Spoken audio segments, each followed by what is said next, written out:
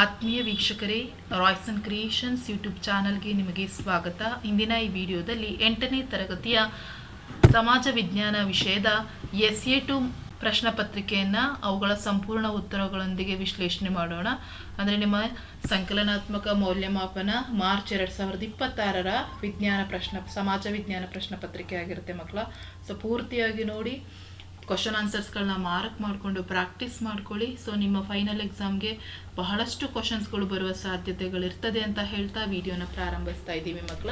So ಒಟ್ಟಾರೆ 50 ಅಂಕಗಳಿಗೆ ನಿಮಗೆ exam ನಡೆಯುವಂಥದ್ದು. ಮೊದಲನೇದಾಗಿ ಮಲ್ಟಿಪಲ್ ಚಾಯ್ಸ್ ಕ್ವಶನ್ಸ್ ಇರ್ತದೆ ಮಕ್ಕಳ. 6 ಮಲ್ಟಿಪಲ್ ಚಾಯ್ಸ್ ಕ್ವಶನ್ಸ್ ಇದೆ.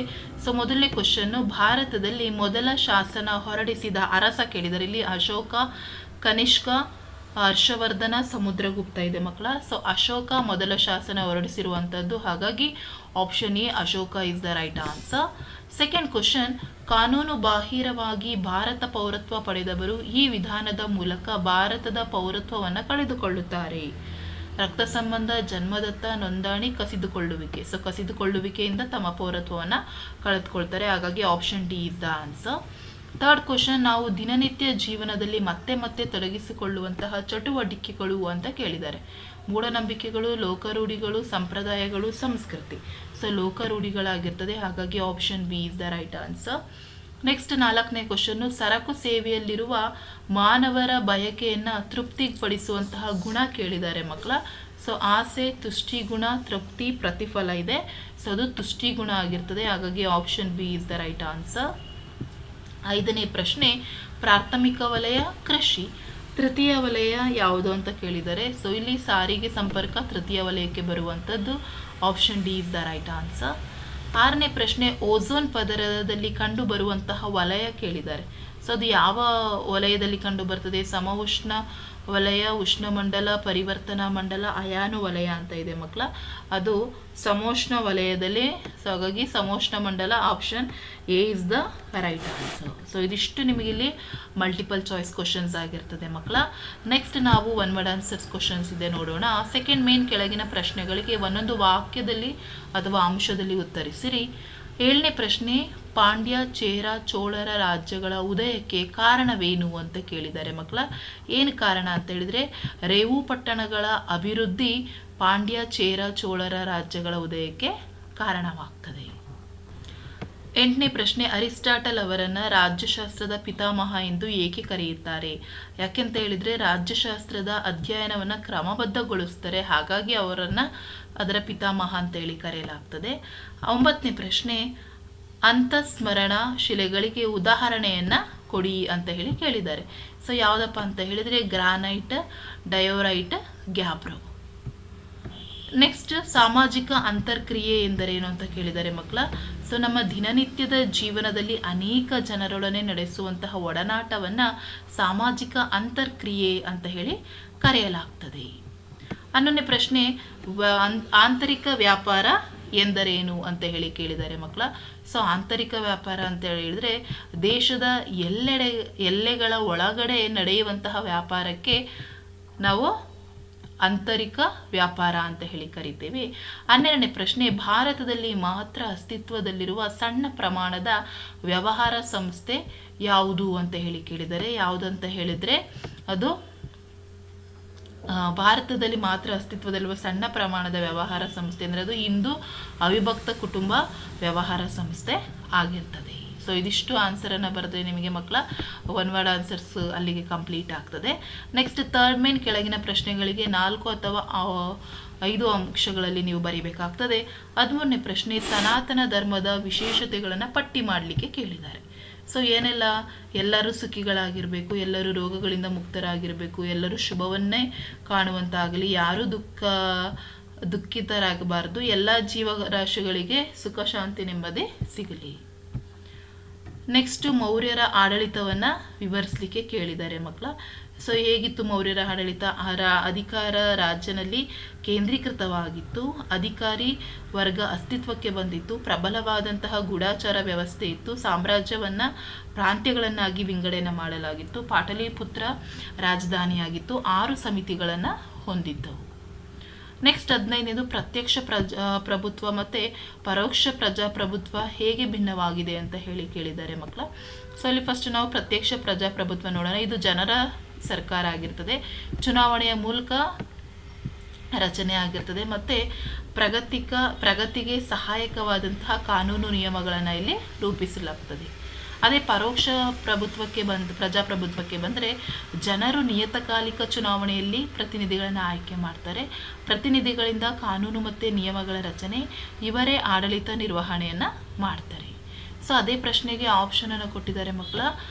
ಸ್ಥಳೀಯ ಸ್ವಯಂ ಸರ್ಕಾರಗಳು ವಿವಿಧ ಯೋಜನೆಗಳನ್ನು ಅನುಷ್ಠಾನಗೊಳಿಸಲು ಆರ್ಥಿಕ ಸಂಪನ್ಮೂಲವನ್ನು ಹೇಗೆ ಸಂಗ್ರಹಿಸುತ್ತವೆ ಅಂತ ಹೇಳಿ ಕೇಳಿದ್ದಾರೆ ಮಕ್ಕಳ. ಸೊ ಯಾವ ರೀತಿ ಅಂದರೆ, ಮೊದಲನೇದಾಗಿ ನೀರು, ಆರೋಗ್ಯ, ಶಿಕ್ಷಣ, ವಾಚನಾಲಯದಿಂದ ಸಂಗ್ರಹವಾಗುವ ಹಣ, ಕಟ್ಟಡದ ತೆರಿಗೆ, ಖಾಲಿ ನಿವೇಶನದ ತೆರಿಗೆ, ಮಾರುಕಟ್ಟೆ ತೆರಿಗೆ, ಮನೋರಂಜನಾ ತೆರಿಗೆ, ಪ್ರವಾಸಿ ತಾಣಗಳಿಂದ ಸಂಗ್ರಹಿಸುವ ಹಣ, ಪಂಚಾಯಿತಿಯ ಆಸ್ತಿ ಬಾಡಿಗೆ ಮತ್ತು ಸರ್ಕಾರದ ಅನುದಾನ.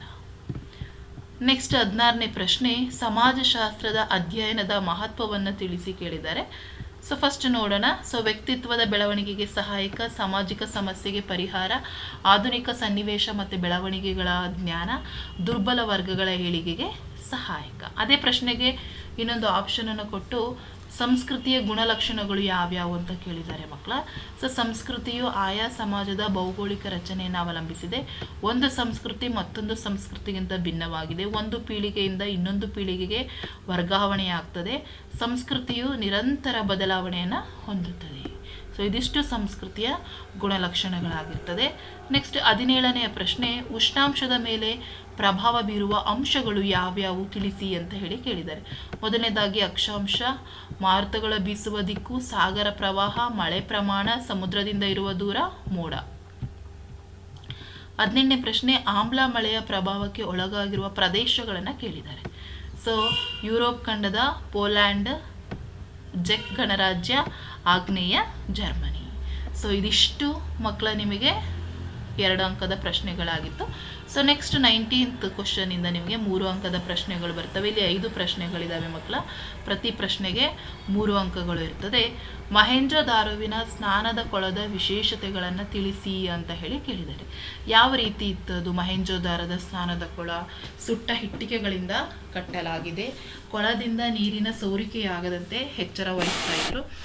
ಎರಡೂ ಬದಿಗಳಲ್ಲಿ ಇಳಿಯುವಂತಹ ವ್ಯವಸ್ಥೆ ಇದೆ. ಸ್ನಾನದ ಕೊಳದ ಸುತ್ತಲೂ ಕೊಠಡಿಗಳಿದ್ದವು. ಮತ್ತು ಕೊಳಕ್ಕೆ ಬಾವಿಯಿಂದ ನೀರು ಸರಬರಾಜು, ಬಳಸಿದ ನೀರನ್ನು ಹೊರಬಿಡುವ ವ್ಯವಸ್ಥೆ ಇತ್ತು. ಮತ್ತು ಮುಖ್ಯ ವ್ಯಕ್ತಿಗಳು ಸ್ನಾನವನ್ನು ಅಲ್ಲಿ ಮಾಡ್ತಾ ಇದ್ರು. ಸೊ ಅದೇ ಪ್ರಶ್ನೆಗೆ ಆಪ್ಷನನ್ನು ಕೊಟ್ಟು ಚೀನಾದ ಮಹಾಗೋಡೆಯ ಐತಿಹಾಸಿಕ ಮಹತ್ವವನ್ನು ಕೇಳಿದ್ದಾರೆ. ಏನು ಇದರ ಮಹತ್ವ? ಯಾಕೆಂತ ಹೇಳಿದರೆ ಚೀನಾ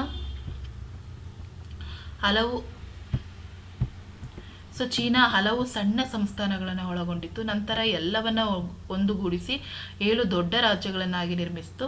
ಈ ರಾಜ್ಯಗಳ ರಕ್ಷಣೆಗೆ ಸ್ವತಂತ್ರವಾದ ಗೋಡೆಯ ನಿರ್ಮಾಣ, ಉತ್ತರ ಭಾಗದಿಂದ ದಾಳಿಯನ್ನು ತಡೆಯಲು ಗೋಡೆಯ ನಿರ್ಮಾಣ.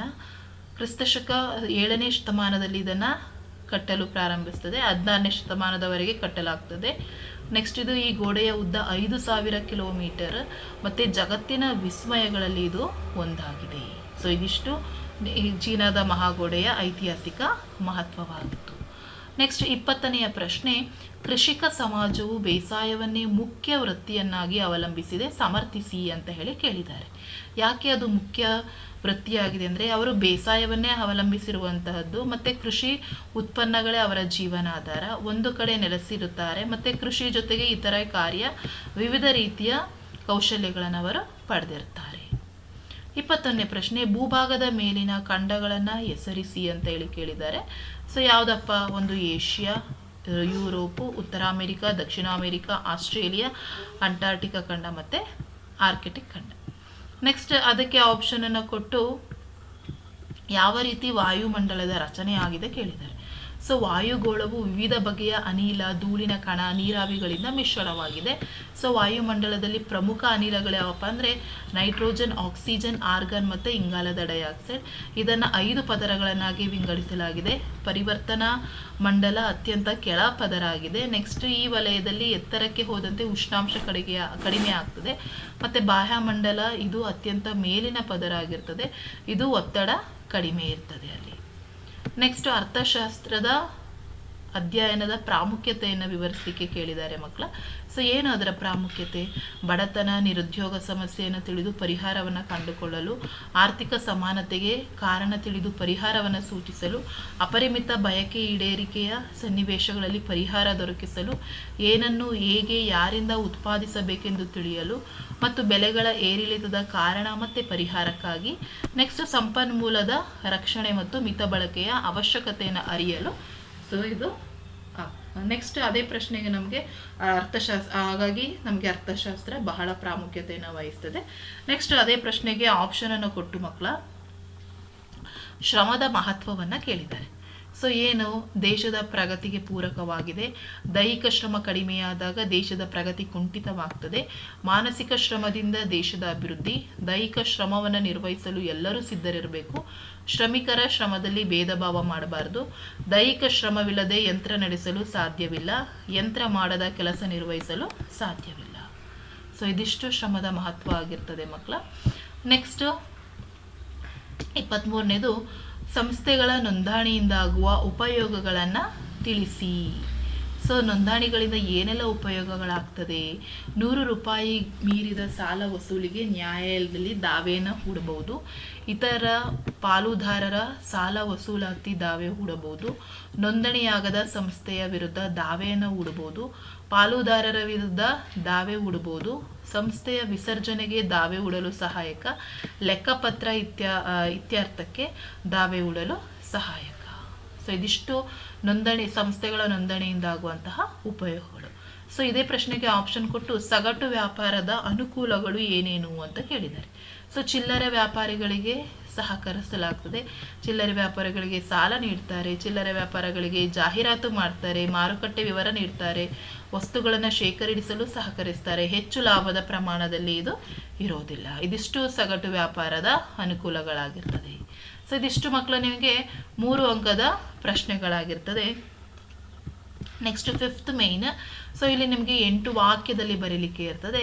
24ನೇ ಪ್ರಶ್ನೆ, ಪ್ರಜಾಪ್ರಭುತ್ವ ಮಾದರಿ ಸರ್ಕಾರ ಇತರೆ ಮಾದರಿ ಸರ್ಕಾರ ಪದ್ಧತಿಗಿಂತ ಉತ್ತಮ, ಈ ಹೇಳಿಕೆಯನ್ನು ವಿಶ್ಲೇಷಿಸಿ.